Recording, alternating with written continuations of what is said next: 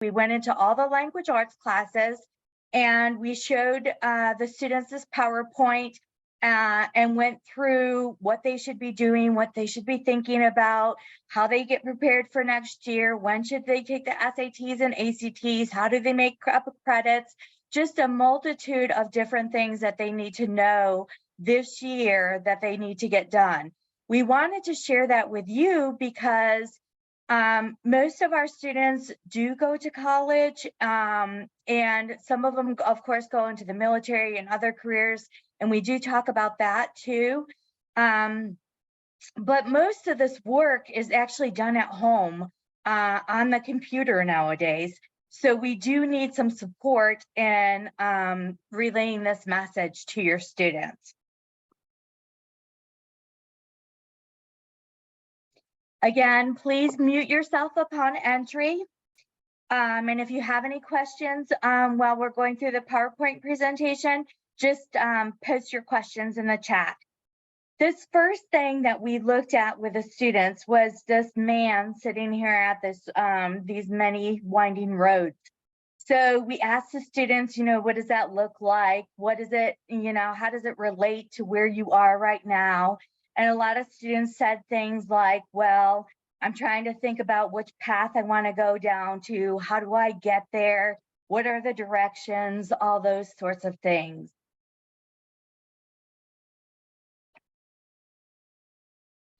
So we started talking to them a little bit about long and short-term goals for their career path.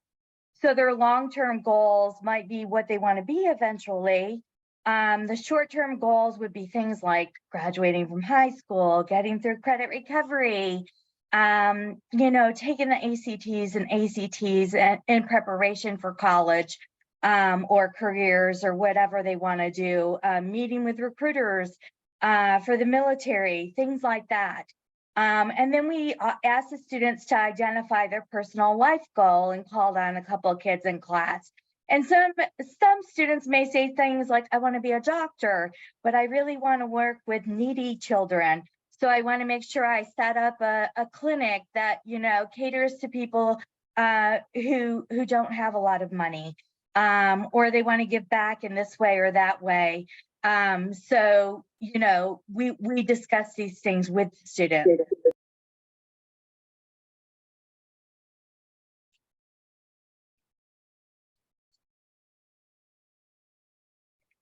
So the first couple of things that I want to go through is the intro to the counseling department. There's quite a few new different people in our office, so we'll have to go over that. We'll go over graduation requirements. Finally, we'll talk about junior conferences, which we are holding in February for any parent that wants to meet with us. We will give you the opportunity to meet with us for a 20-minute conference if you like. And then we're also going to talk about how we go through a checklist for graduation for seniors too, because this will not be the last time that we look at students, but kind of like a second to last look at the students before they graduate. We'll talk about options to make up credits. So if you have a student that really is in 10th grade and has a 10th grade advisement, but they're supposed to be in 11th grade, we can talk a little bit about how you can make up credits so that possibly your student could graduate on time. We'll also talk about the SAT and ACT and entrance exams for colleges, tips for colleges, what you should think about when you're looking at different colleges, financial aid information, and a little bit about our Maxwell and Grayson Tech programs that are offered and that many students decide to take either in 11th grade or in 12th grade. 12th grade is usually the better year for it to work with their courses.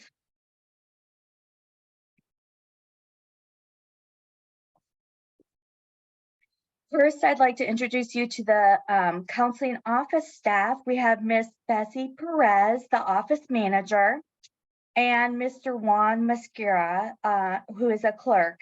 Miss Bessie Perez is there full-time and Mr. Juan Mascara is there part-time. They help with appointments, full-time student letters, So some people need this for Social Security benefits, good standing transcripts. Every once in a while, you get an insurance company that may, reward your students for getting B's or better. So they might need transcripts for that. Work permits, they help with parent portal support. So if somebody wants to sign up for the parent portal so they can start to track their students' attendance and their grades, you can sign up through them. You do have to show a driver's license for that. And then Mr. Juan Mascara particularly supports the My Payments Plus transcript request for colleges. So if students have any certain addresses or anything that they need to get to him, they can write to him about that. And he also helps with bilingual support, as does Miss Betsy Perez. They are both available to speak in Spanish for any parent who has difficulty understanding English.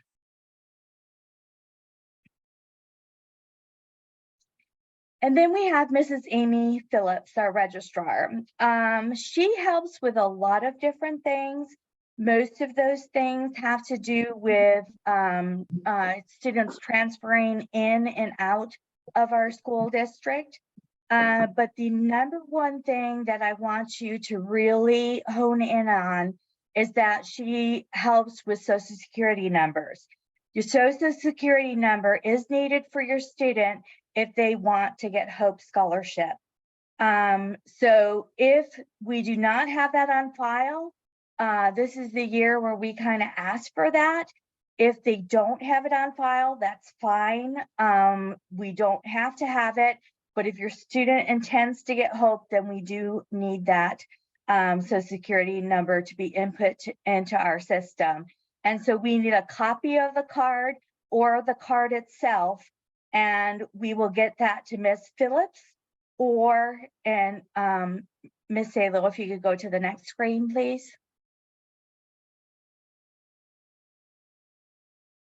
Or the records clerk, Miss Mindy Hollop. She also helps with the Social Security numbers. But again, most of their responsibilities have to do with coming and going of students and immunizations and keeping a permanent file records complete.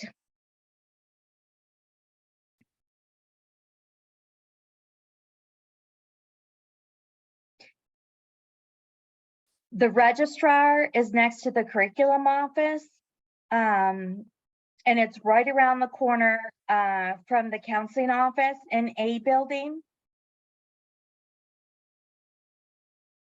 And then we also have Miss Tamika Kimbrough, our college and career specialist, and she does a wonderful job with students.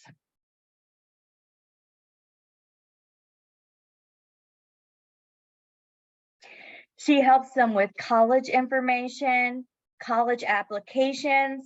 Many of you may have gone to college, but for your students, a lot of the applications are going to be online. So it is a little different the way that they go about doing these things. So if a student is completely lost and has no idea how to get started, they can make an appointment with Miss Kimbrough and she will help them. She also helps with financial aid info.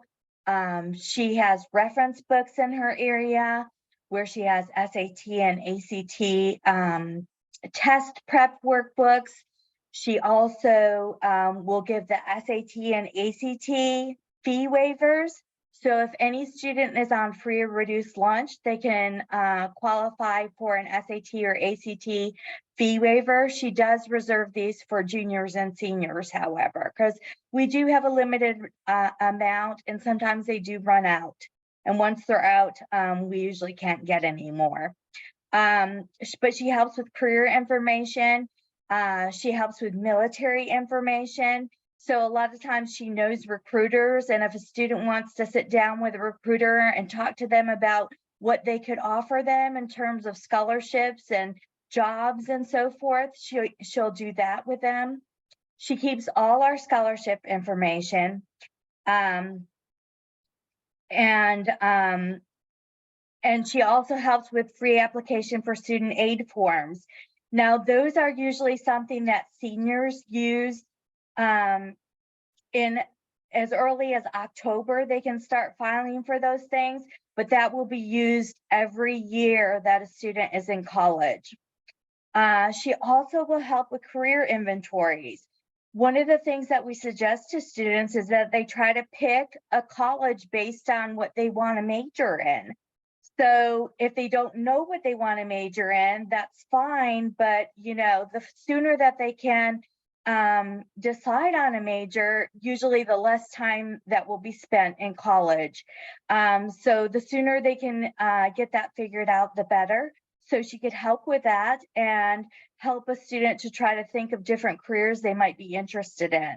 She also helps with the NCAA with Miss Melhorn. So if you have any students that are going to play for a Division I or Division II school and college, she will help with that.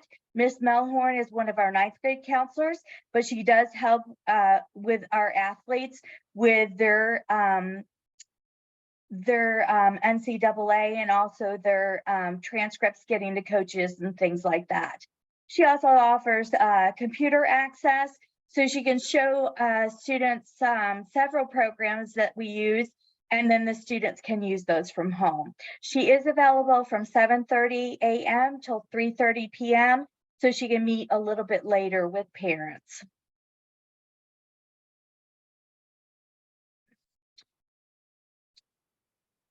And then she has the College and Career Resource Center, which is across from the D Lab in the cafeterias. And that's kind of what it looks like. There's student workstations, desks to sit with recruiters, and of course, there's the bookshelf filled with career information and the SAT prep and ACT prep workbooks, like I said. I also want to mention that I visited the Media Center, and I also noticed they have a bunch of SAT and ACT workbooks that students could check out.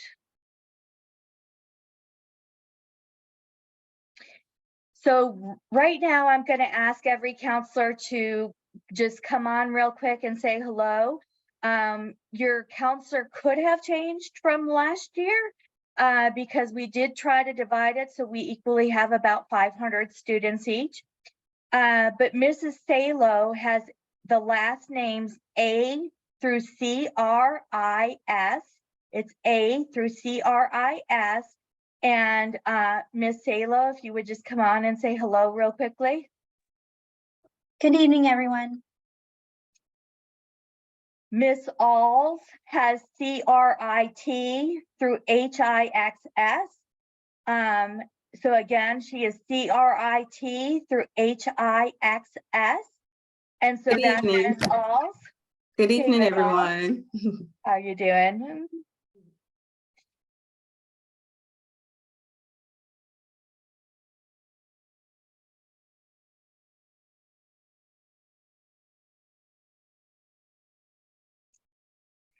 I have H-I-X-T through M-O-O-R.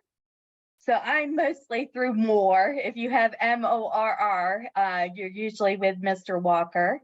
But I have H-I-X-T through M-O-O-R. So my alphabet has changed a little bit, took over some more H's and I think a few more of the M's.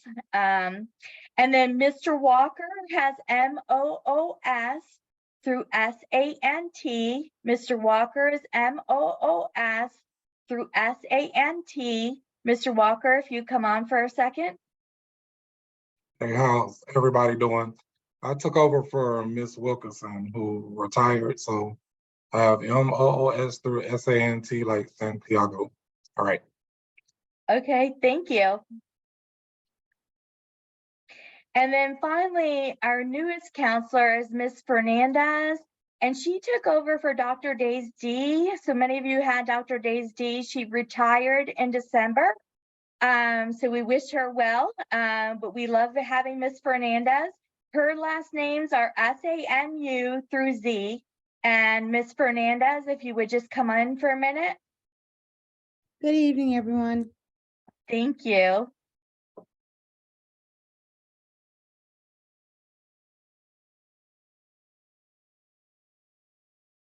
And then we have Miss Melhorn, which I said helps with the NCAA for the athletes, but she's also the 9th grade counselor for A through LO, and Miss Odom is LP through Z. Every day we have a crisis counselor on call. So if there is a crisis, we have somebody on call who can assist students. So every once in a while, some of our students, even though they're with us and in the 10th through 12th grade, they will sometimes see the 9th grade counselors.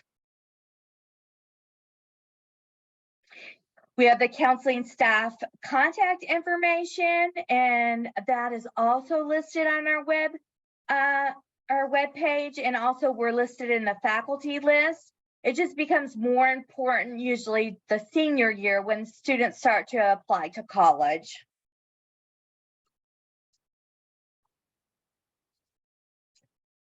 And so finally, if you need any help, just ask us. The faculty and staff in the counseling office is available from 6:45 a.m. till 2:45 p.m.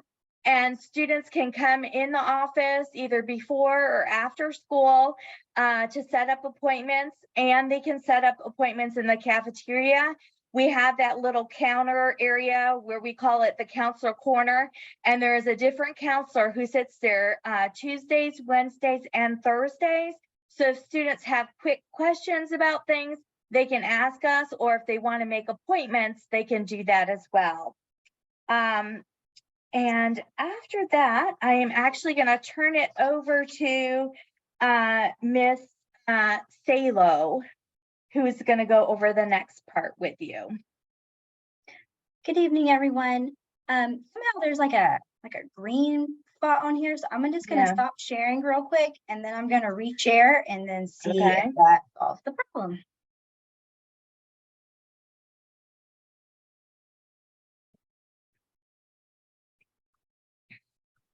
All right, hopefully that solved that issue. I do not know how that happened. Okay, so in order to be promoted from an 11th grade student to a senior 12th grade student, your student does need to earn 17 units. So a student earns half a unit per class per semester, okay? So they have the opportunity to earn 6 units per school year. And you guys may hear me say units and credits. I'm going to use those words interchangeably, but they do need to earn 17 units in order to be promoted to a senior. So by the end of this school year. So graduation requirements, and that's our goal, right? We want all of our students to graduate high school. So they do need 4 units in language arts. They need 4 units in math. They need 4 units in science. So that includes biology, chemistry, physics, and then a 4th science. And then they need 3 units in social studies. And that includes world history, US history, government, and econ.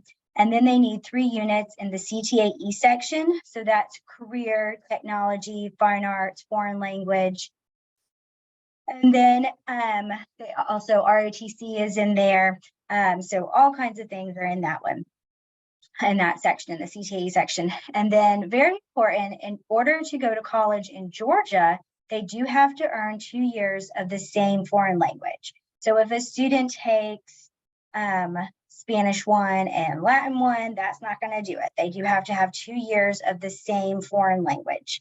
They don't necessarily need that to graduate because there's other CTAE classes that can go in that section, but they do need to have 2 years of the same foreign language to have admissions to college.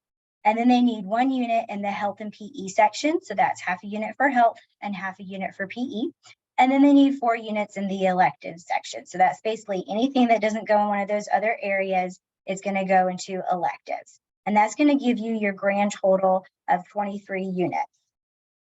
So you may look on your student transcript and see, oh, they've earned, this many units. Well, they have to have these specific 23 to be able to graduate, okay? And then in Gwinnett County, we have this thing called the Gateway exam. And so your students, the students that are the class of May 2024, because that's when we're all graduating, this year's juniors. They'll graduate next May. They have to have participated in the Science Gateway. And then that was probably something they did last year. And then this year, they have to either participate in the Social Studies Gateway, or they have to take the SAT that's going to be given at school. And both of those are going to be in March. So they have to do one or the other. And if you or your student has a question, please encourage them to talk to their counselor, not their friends. And so I'm sure all of your students are here every day, but I just want to make sure y'all know these are some important dates just to make sure that they are here. So if they do need to make up the Science Gateway, they need to make sure they're here on February the 27th. If they need to make up, or whenever they are going to take the SAT, if they did opt to take that, they need to make sure they're here on March 22nd. Or if they chose to take the Social Studies Gateway, they need to make sure they're here on March 22nd. But like I'm sure all your students are at school every day, but these are the days they definitely need to be at school this school year to make up these tests or take them for the first time. Okay, so for juniors, for all of your juniors, we do have to meet with all our juniors. That's one of our duties as counselors. And we set aside the month of February to have junior parent conferences, but we will probably continue to meet with your juniors after that because it's optional if parents want to come and meet with us. Some of them hear this presentation and they're good. Some of them do want to meet with their counselor. So if you and your junior want to meet with us together, we ask that you and your junior log on to counseling's website and then click on book appointment and then find your student's counselor. And then you'll click on the one that says junior conference for that. And during the meeting, we are going to go over their credit sheet. So we're going to say all the credits that they've earned and talk about all the ones that they have left. And then we'll also review the graduation testing requirements with them. And then you can also bring your student's social security number to this meeting if you want to and double check that it's there. But we do meet with all our juniors. But if you would like to meet with your junior for the junior conference, we do that during the month of February, and that's where you can go for that. And in order to schedule appointments with us, you do have to have a Gmail account. If you don't personally have a Gmail account, all of your students do because that's their school email address. It's a Gmail account. And super, super important, if your student has failed any classes, y'all do need to make an appointment with us right away so we can make sure we get them on track for graduation. If your student is possibly considering participating at Maxwell or Grayson next year, we do need to meet with you. Those are half-day elective programs, and we do need to meet with you to make sure that they have rooms. We need to meet with you and your student, or with your student and you if you want to. And then if your student is possibly considering participating in dual enrollment next year. So dual enrollment is where students can go to college and earn both high school and college credit. And so because that process can get kind of complicated, we do need to meet with you guys right away, okay?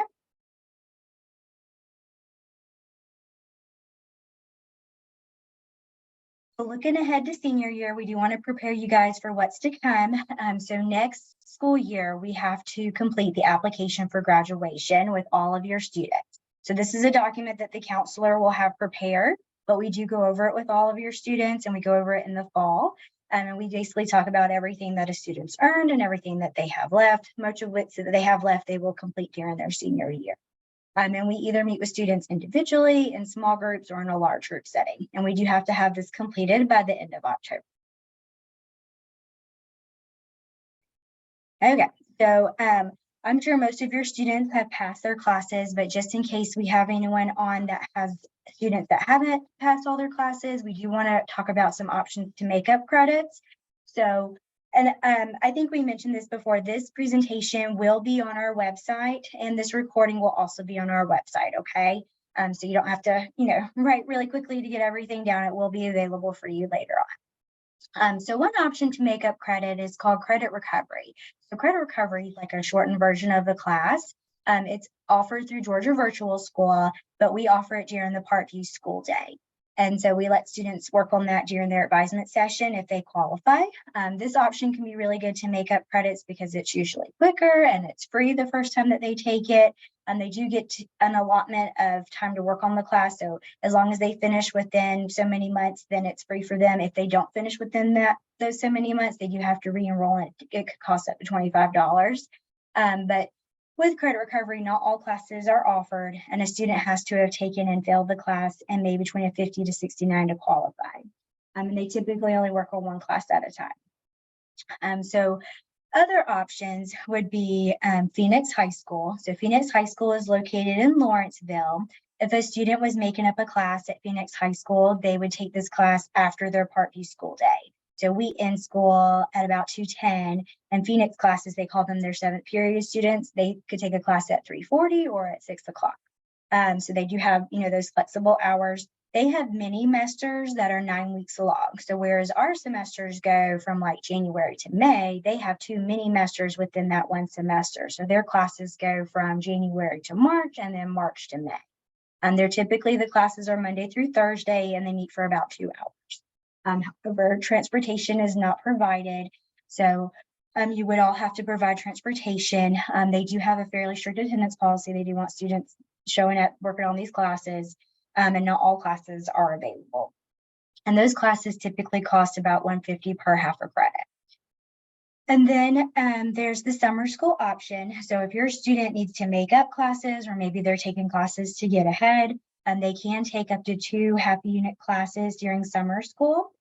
Summer school is offered at 3 high schools in Gwinnett County each summer. We typically find out around March, and the county will post that on their website. But again, transportation is not provided, so you all would have to provide your own transportation. And those classes can cost about $250 per half a credit. That's the price that it's been for the past several years, but things can always change. So just know that going in, it could change, but that has been the price for the past few years. And then there's the Gwinnett Online Campus option. So this option can be nice because it's convenient. Students can work on the online classes at home.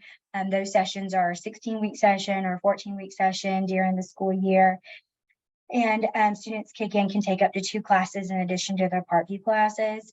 But again, not all classes are available, and students do have to log on every day. The online classes aren't really recommended for classes of students weekend, because sometimes online learning can be kind of challenging. And these online classes work different than when we were digital. So y'all know years ago when we were digital, students had to log on at a certain time to do their class. But for online campus, they don't necessarily have to log on at a certain time, but they do have to log on every day. Okay. And again, those classes cost about $250 per half a credit. Okay. So shifting gears a little bit. So this gafutures.org website, if you haven't heard about this website is super, super great. Please encourage your students to go ahead and create an account on gafutures.org. This website is super great because you can get a lot of financial aid and scholarship program. Hope and State Aid info is on this website. There's a lot of college planning tools through this website. Your students can explore different careers. So if you have a student that doesn't really know what they want to do, which is fun. Some students don't know. Our goal by the time they graduate is for them to have some type of idea, but they can use this year as kind of their research year to kind of figure out what it is that they do want to do. And they can go to this career exploration tab, and they can take different interest inventories or explore different types of careers to hopefully find one that interests them. So whenever your student creates their account, hopefully they've already done this, but if not, please encourage them to do so. They do need to create with their full name. So that's first, middle, and last. So if your student's name is Samuel, but they go by Sammy, make sure that they put Samuel in there, first, middle, and last. They do need to create their account with their date of birth and with their social security number as well. And then again, looking ahead to senior year, they can send their transcripts for free to any school in Georgia through this website. So another reason this website's super great, I love things that are free. And they can check their Hope GPA through this website. So if you are wondering if your student's social's in our system, so if your student creates a Georgia Futures account, puts their full name, social security number, date of birth, and they can't see their Hope GPA, that's probably a sign that we don't have your social security in our system. So this is kind of a way that they can kind of check that too. And this is something, again, that y'all can talk about at the junior conference. So if your student just comes and meet with us, or if y'all come together, tell them to double check that we do have the social in our system at that point. And if not, you can bring a copy of the card or the card itself with you, and our registrar can put that in for you during that meeting. And I mentioned Hope GPA. The Hope GPA is different than the overall GPA, and I think we'll talk about that in a little bit, but just so you know, it is a little bit different. Hope GPA is only those 4 classes, so language arts, math, science, social studies, and foreign language courses. So during this year, their junior year, they got a lot to do. One of their most important things they can do is to register to take the SAT or ACT. These are those college admissions tests. So right now, this year seniors, you may have heard, some of the colleges are waiving this testing requirement if they have a certain GPA, but we don't know what the future holds. That wasn't a decision that the colleges made until like, I think the summertime or like early fall. So we do encourage students to still take one or both of these exams, and they can take them. We always encourage students to take it once junior year and then once or twice senior year. They can go to collegeboard.org to register for the SAT or ACT.org to register for the ACT. And we do encourage students, like I said, to take it more than once, just because the mere fact when they take it the second time, they're real familiar with the test, their scores are likely to go up. And most colleges will use the highest of their scores. So if they take it, in the spring and do really well in one section, take it again in the fall and do really good on the other section, they'll take the highest of those scores. And remember, all colleges do have due dates. A lot of times when students are applying to college, they do want those test scores in before the college due dates. And just kind of remember, if a student's applying to college and they don't take that SAT or ACT till after December, that might be too late. Usually the SAT is offered in October and then it's not offered again until March. So if that college application is due January 1st, then they won't have all their stuff in time to for the college to make a decision. So just some things to kind of plan and think about whenever you're picking those test dates for your student to take them when you're all working on that together. And if a student is on a free or reduced lunch, they can get a fee waiver from Miss Kimbrough. And like Miss Lemake said, she does have a limited number, but if a student is receiving free or reduced lunch at school, they can get that fee waiver for those exams. So these are the testing dates. As you can see, students typically have to register about a month before the test date, and they do get their scores back about a month later, okay?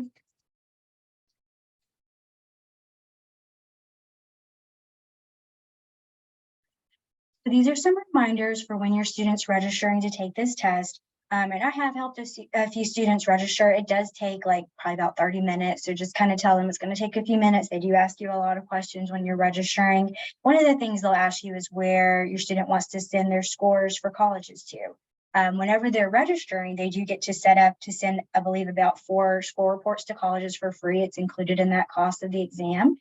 But if a student doesn't set up for their scores to be sent and they try to do it later after they've already taken it, they could be charged extra for that. So again, I like saving money. So make sure you have them go ahead and set up where they want those colleges to get their scores. So where they want those SAT, ACT scores sent to the colleges.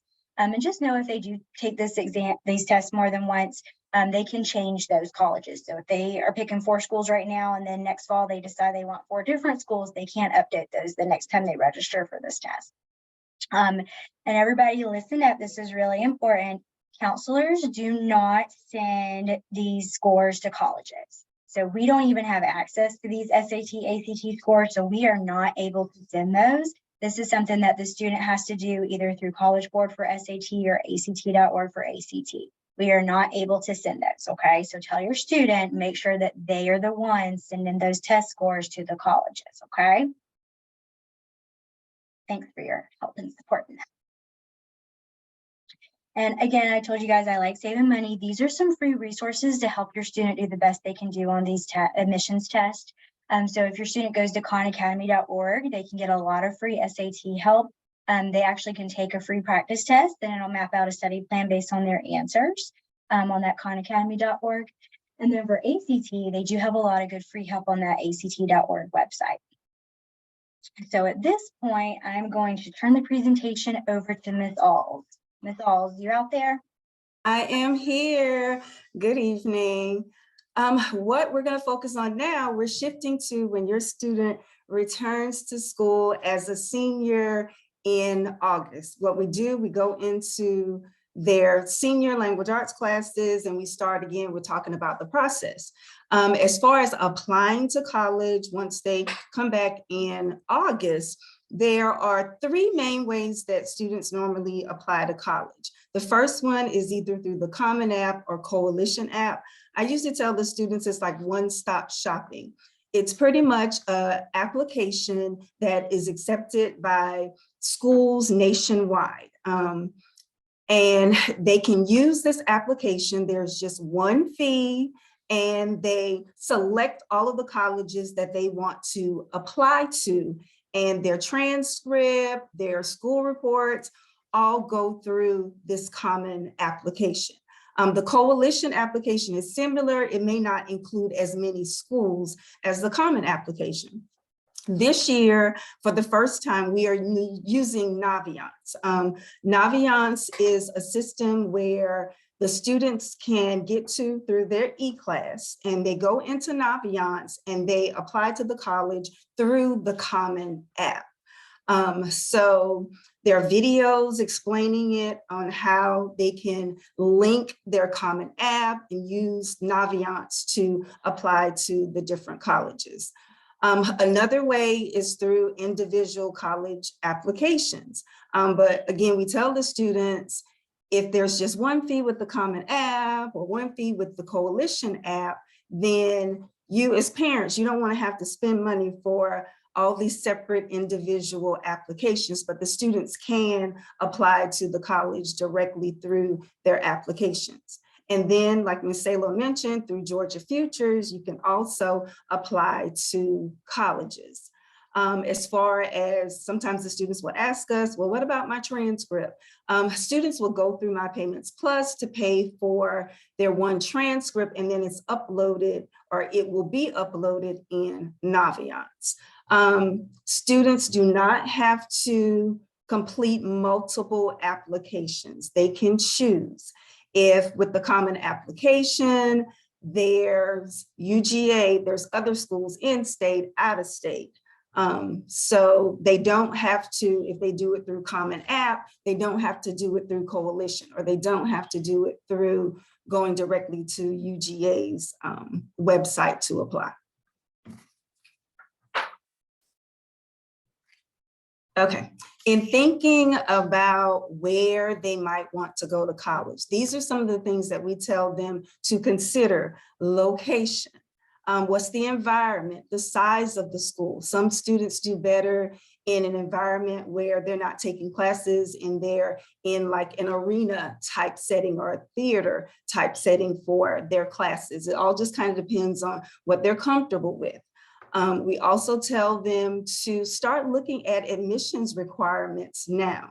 That way they know if the requirements are minimum 3.5 and your child has a 3.0, you may want to consider some other schools. You kind of look at what their requirements are.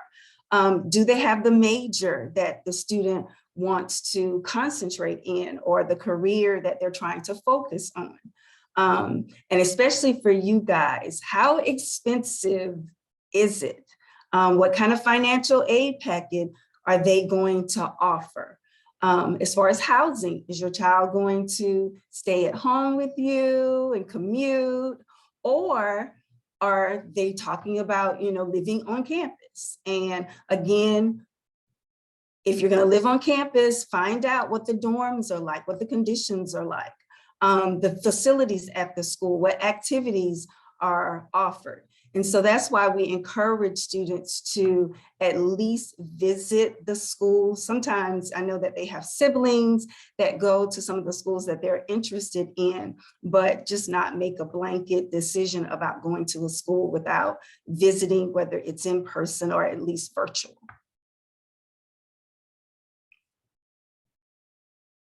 Okay.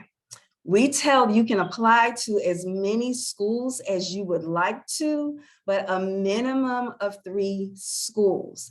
The first, there's like their stretch school, their reach school. And these schools are really probably the ones that are very selective and maybe really expensive.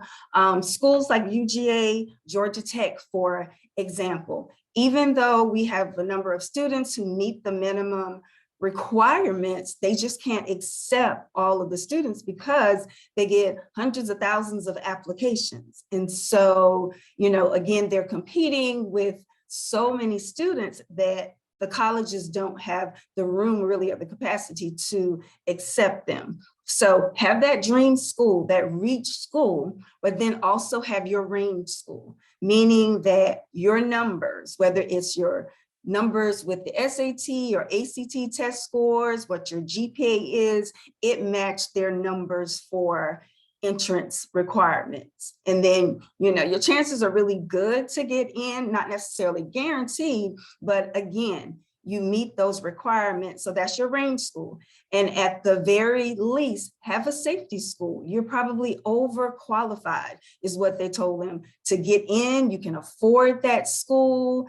The chances are really high. So at least a minimum of 3 different schools. Another thing that we really, I call it harp on with them, is that when you get ready to apply to college, next semester, the first semester of your senior year, the transcript that is going will have the grades through the end of this semester, your junior year. Okay, or if they have to go to summer school, then of course those grades will be included, but your junior year is what the college is at the end of your junior year that they're looking at, from 9th grade up until the end of their junior year. Now, this semester, for example, with our seniors, there are some schools that are going to ask for a mid-year report. They want to see what you have done during the first semester of your senior year. So it's really important for students or for you guys as parents to remind them they can't take their foot off the gas, is what I call it. They have to continue to do well because, again, that's what the colleges are going to look at. And then finally, with the school that they decide to go to, then they have to submit a final transcript. And we tell them, don't get lax during senior year with senioritis, because even if they get accepted to a college, they can, when they're getting these mid-year reports or that final report, take their acceptance back. And another thing to keep in mind is that with the Hope Scholarship, it's determined with those core, the cumulative core average after the May 2024 grades are posted, okay? So they really have to keep working up until the very end.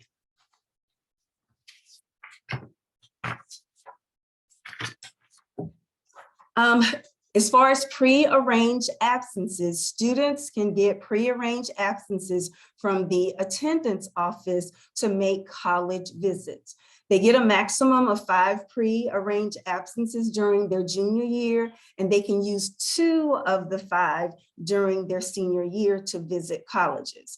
Now, you contact the college to find out whether they're doing face-to-face, they're moving back to that, or again, you can do them virtually. I tell some of the students, we have a break coming up. They may want to use some of that time now to start visiting colleges and doing the college tours. Sometimes students will do it during spring break, but at least make sure there's some type of visit so they're familiar with the college just even before they submit their applications.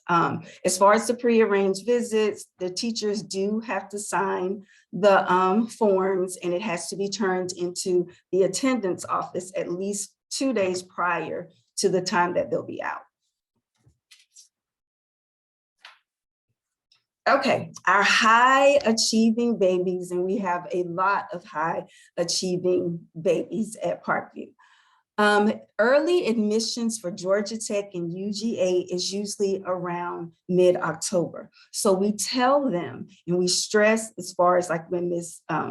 Salo was talking about the SAT or ACT, that, we know we have the SAT for all that's coming up in March, but they definitely need to take the SAT during this semester because we don't know whether it will be test optional. And for schools like Georgia Tech or UGA, they still sometimes want you to submit those scores. And if they wait until they come back in the fall, their scores are not going to be back by the time of the early admissions deadlines in October. Also, they are needing to ask their teachers or even us as counselors for recommendations starting the early part of September, because we have so many students on our caseload so that we can get them done for them by the deadline in October.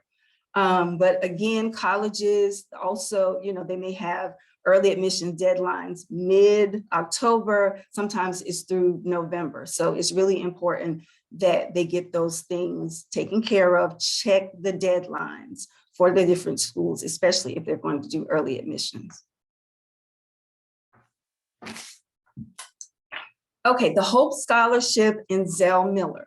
For the Hope Scholarship, students are required to have a 3.0 and they do not round up. If they have a 2.998, they will not get it. They have to have a 3.0 or above in all of their academic classes, and the classes that are included, all of their language arts classes, all of their math classes, all of the science classes, social studies classes, and foreign language classes that they take throughout their high school career.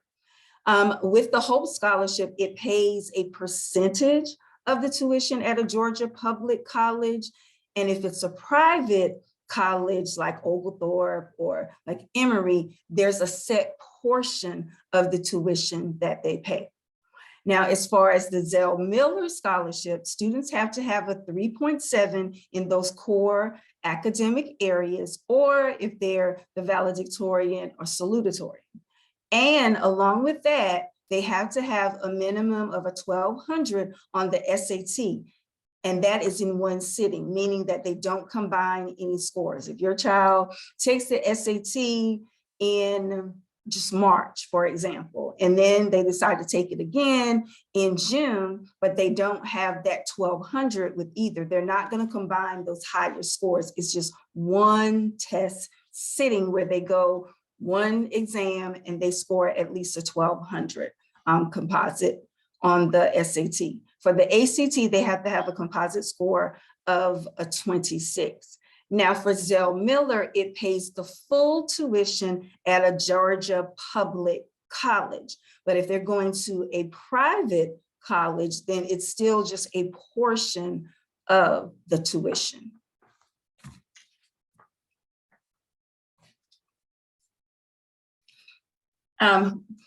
In order to be Hope eligible, there are also rigor requirements where students have to have at least 4 courses that are listed as being rigorous, but it's not really something that the students have to worry about as far as being a student in Gwinnett County Public Schools, because our curriculum is pretty much built, you know, on rigor, and there are more than enough classes that they automatically take that are considered to have rigor from the list from the Georgia Student Finance Commission.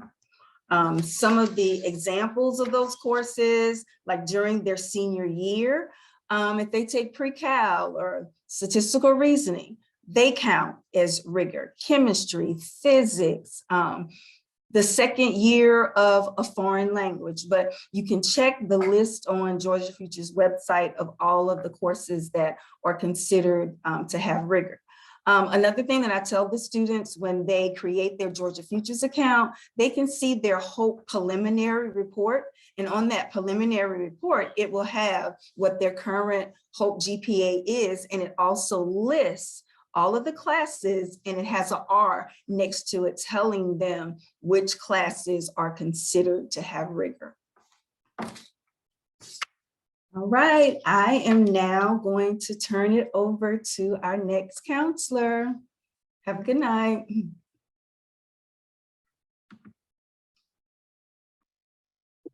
Okay, I'm unmuted. I'm Mr. Walker. I'm the next counselor. That font is really small, but I'm gonna try. The Hope Grant. The Hope Grant. You know, there are different types of colleges.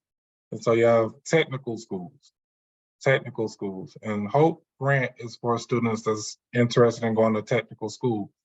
If you look closely at the criteria for the Hope Grant is different from the Zell, it's different from the Hope Scholarship, and then all you need is a 2.0 GPA.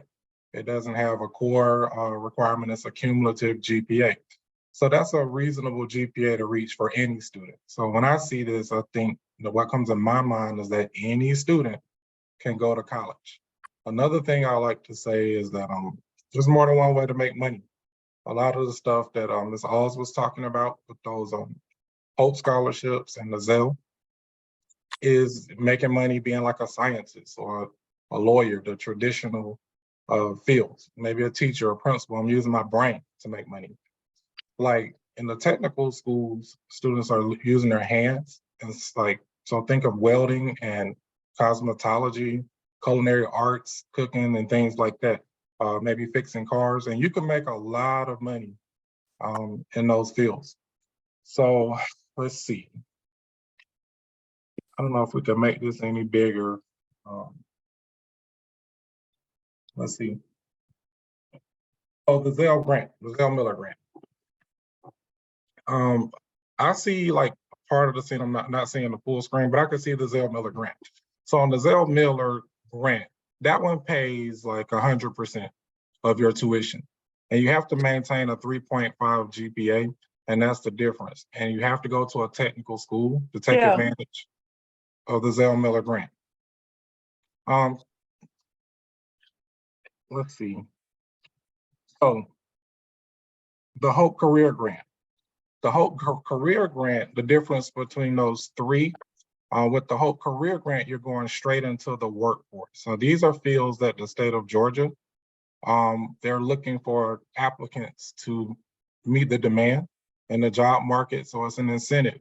And so there's strategic industries, that means there's specific industries in those fields where the state of Georgia will help pay for students to move into the workforce. Those fields are, I can see those as certified engineering, computer programming, not to name them all. Let's see, precision manufacturing. What I could tell you about the job market is that people got the memo about going to college. And so it created a market to do things like plumbing, right? Wow, aviation technology. Absolutely. Those are things that are in demand right now. They were paid 100%. Right. Absolutely. And so those are fields to think about. The other thing is that haven't been said tonight. When you go to college, you can have a major and a minor, be a double major, but you could also do something technical in nature, right? You could be a lawyer by day, a barber by night, that type of thing. And to be quite honest, some of the technical fields pay really, really well. So if I'm highly skilled and I know how to weld and do something that everybody can't do, and that's in demand and not a lot of people that could do what I could do, I could have a monopoly on the market. And so it's, yeah. So that's what the Hope Grant is there for. And you have to be eligible for the Hope Grant to qualify for the Career Grant. So you have to have that 2.0. Next slide. Okay. Scholarships. This is I know you can find, there are lots of places to look for scholarships. What I would say is to go to the counseling webpage and hover over counseling and click on the College and Career Center. And on the left side is financial aid and scholarships. That's a great place to go. Also, the Gwinnett Foundation. Like if you go to Gwinnett County's webpage, you scroll down to about the middle of the page, click on Gwinnett Foundation, and then you click on Student Scholarships. It's right at the top of the screen, you can't miss it. So hopefully all you guys caught that. It is so important to, it's a lot you should be doing as a junior. Like during this presentation, we talked about visiting colleges, right? You wanna build up your academic record too. So there are a few priorities. SAT prep, we didn't talk much about the community school, who is a good resource in our building. They're close to the attendance office. And so, they might tell you where to find free and or inexpensive SAT prep and, those types of things, super important. So those are the priorities, but looking for scholarships is very, very important. Yeah, so there are other websites like FastWeb, things like that, Big Futures, and that's on our website. I heard a counselor mention, I can't remember who was covering that part, but if you go to senior information, yes, we want you to go to junior information. Look at the junior handbook.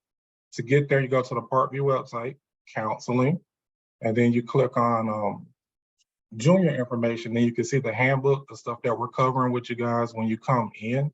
But also when you click on senior information and open up the blue boxes, one of the first websites you see is, guess what? Georgia Futures. You can look for scholarships there. But then Big Futures is another good place to look for scholarships. Okay, so scams, like for a fee, like this is an example of where it might be a scholarship that's not authentic. We provide a comprehensive list of scholarships. So basically every website or place I told you to look is credible. These are things that you need to kind of look for to know that it's probably a scam. Billions of dollars are awarded, monies are going unclaimed. So just think about somebody trying to fish and get you, and you never have to pay for these things. We have a money back guarantee. It's just common sense. Anybody that's trying to get your personal like demographic information or something that where they're asking you for payments, just be careful. We need a credit card, for instance. Scholarships are money that you don't have to repay, guys. So keep that in mind. Scholarships and grants are the best way to go.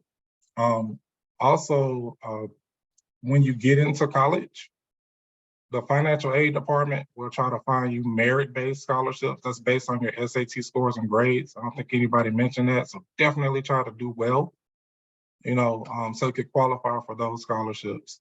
And then there are also athletic scholarships and need-based scholarships, so they're different types. But be wary of the scams, like go to the credible sites that we're telling you to go to, and you shouldn't have any problems getting scammed. Okay, next slide. All right, email etiquette. A word about email etiquette. Like this is kind of like, man, okay. Social emotional learning. When we're talking about what's socially appropriate behavior, right? Dress code, what's socially acceptable. So you want to only have one chance to make a good first impression, right? So how you dress, you speak, all those things, how you present yourself, you're being judged on all that. And then we're talking about social media, right? Be careful what you put on social media. So you want to have a professional email address and be careful what you put on social media. Colleges are really looking at everything. So these are things you want to think about. And to be quite honest, because it's so competitive, Ms. Alls really did talk about that piece. You want to have things that distinguish you and things that don't represent you the wrong way. And so you want teachers to be able to speak highly of you. And so you want to have positive relationships with your teachers, that kind of thing. And you don't want to just present one way, but then have all this crazy stuff on your social media. Those are things that you want to think about. So in addition to everything that we discussed, maybe think about joining a club, organization, and you want to excel in that thing, and you don't want to have too many irons in the fire because we're giving you a lot to think about. But definitely try to build up your academic record, and part of that is having good character. Oftentimes through advisement, we kind of have lessons that help students with things that are not core academic in nature, like how to manage stress, anger management, but definitely with socially acceptable behavior. Things like how to do an elevator pitch, how to be ready for a job interview. Those are soft skills. Hard skills are just college readiness as it relates to core academic. Soft skills are things like what I'm doing now, public speaking, how to do well on a job interview, how to get your resume together, dress code, all those types of things. So that's that about email etiquette and, all that stuff. Next slide. Yes, I really talked about technical school. I love Maxwell, and I love Grayson Tech. So those schools, think forensic science for a second. We offer forensic science in our building. I went on a tour at Maxwell and Grayson, and the difference is there you're actually looking at hair and blood and doing the DNA samples. And so it's like hands-on. And because of that, you take obviously the intro to the class, the intermediate level class, and then the advanced level. And because you're doing the high level stuff where you're really doing what they do in that field, right? You get industry certifications. You also can pick up a core academic credit that counts for your 12th grade year. So you could pick up a language arts credit that will count for your 12th grade English. Ms. Salo was talking about the graduation requirements. So you could pick up a math credit, and obviously it depends on what you're doing. You could also pick up a pick up a language arts, science, math credit. The only one you can't pick up is social studies at either school. And so language arts, science, and math you could pick up, and it will count in year 4. And so that's how we kind of get it to fit in your schedule. So if you're in good standing academically, you're interested in getting an industry certification, a big part of our conversation has been about money and stuff. Grayson Tech, you're doing, it's like doing technical school because you're doing the hands-on stuff. You know, I was there and I noticed that the Grayson, I asked a question when I was there, and Grayson has a good football team. Everybody knows that. So they have sports medicine over there and a great veterinary science program. They get to witness science doctors, veterinarians doing surgeries, right? You're doing the work. And that's how you get those industry certifications. I bring up the Grayson football team because they work with the athletes that might have torn the ACL. It's like you're really practicing to be a physical therapist. I know it on Maxwell, they work on the cars. So we might have classes at Parkview, but we're not doing that tactile learning hands-on. So it's a really awesome program and a way to not get in debt and go right into the workforce, and you're making way more than minimum wage, right? President Obama talked a lot about a highly skilled workforce. Well, you could get those skills in technical school without incurring any debt. And so we talked earlier about the whole grant and those industry certifications, but guess what? You could pick up a lot of those industry certifications like right now as a high schooler. And remember, we want to make money with our hands and our brain. So for you guys that's really smart, don't limit yourself to just a technical route. You know, you could do both, but we're really excited to have a partnership with those schools. I don't know, yeah, registration is open now. We're approving students. Everybody's not gonna get approved. Let me just tell you, we have to look at it to make sure that we have Parkview has the capacity for you to miss half a school day. I'm gonna say this as fast as I can. You know, we have 6 class periods. You're gonna be gone for 3 of those if we approve you for the program. So you'll come back for periods 5, 6, and 7. You guys know that we have 7 periods, but 6 count. And as you know, you have to have an English, a math, a science, and a social studies. Well, that's 4. You know, we only have space in the schedule to give you periods 5, 6, and 7. It kind of evens out because you're gonna, like I told you earlier, you'll pick up that 4th year. It's embedded in your class, right? Depending on what you pick, you'll pick up an English, science, or a language arts credit. So it kind of evens out. So your schedule will look a little weird, but all the stuff will fit. Obviously, you'll make up for it in elective credits. And you guys are rising seniors, so you're past your 2 years of foreign language that we talked about earlier, if obviously you're planning on going into a traditional 4-year college. So, you know, usually when a kid is in good standing academically, you know, we'll approve it, but we're approving kids that's in 10th grade. So you can start as early as 10th grade as rising juniors. The key is like to make sure that you have a good academic record. That's all that we're talking about with you as a counselor. It's very rare that we deny a student. That's usually a kid that's failed too much. Okay. Is this, Kim, can you unmute yourself? Is this my last slide? I lost track. Or is Sonia up? Okay, so I guess I'm still up. I didn't hear anything. Record of participation. I kind of spoke to this. Actually, excuse me, Mr. Walker. This is the one where Miss, I think. That's Miss what, exactly, that's what I thought. I'm sorry, guys. Yeah, Okay. All right, y'all have a good night. Yeah, thank you so much. Okay. Okay, hi everyone, I'm Ms. Fernandez. I'll be picking up where Mr. Walker left off. This slide talks about our record of participation / resume. We like for every student to prepare to write up a record of participation or resume in their senior language arts class. It's important for them to try and list some awards, extracurricular activities, and community service activities that they participated in. So when it's time for us to write recommendation letters for them, we can do that. So encourage them to start making a list now so they'll remember everything. Also, in order for them to get involved and build their record of participation, they can look on the Parkview website and click on clubs and activities and find something that interests them. If you go to the activities portion of our website, you can see the box where it says all. It is a drop-down box. It has every club that we have at Parkview, all the sports that we have. So if they're interested in anything, they can look on that list and try and get involved.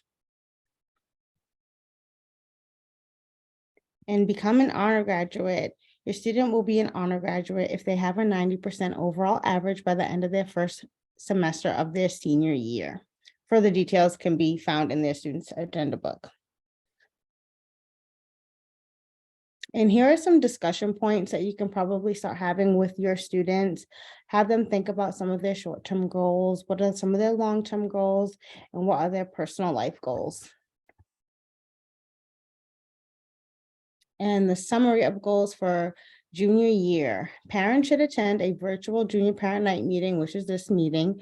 You'd also want to attend an in-person appointment in the month of February. You can make a counseling appointment with us on our counseling website. If you choose to book an appointment, choose your 10th through 12th grade counselors and choose your student's counselor. Be sure to pick a time that says junior conference in the appointment slot. Other appointments are reserved for students in other grade levels. You guys can actually start making appointments now. The slide says after January 27th, but it is February 2nd. So all this month you can make appointments with us on our bookings page. Encourage your child to take the SAT and ACT this semester and encourage them to start looking for what they want to do with a career in the future and what they would like to major in for college. Have them pick several colleges and or universities that they can apply to in the fall of their senior year. Also encourage them to visit some colleges and universities. The summer is always a great time for that. However, if they do this during the school year, make sure they do get a prearranged absence form from the attendance office. Encourage your student to stay active, join clubs and activities to build their resume and keep track of their activities, awards, and etc. Also have them preview scholarships. Most will be available for seniors, but we did previously on another slide have a small list of junior scholarships that they could start looking into now, and also encourage your student to preview applications for college.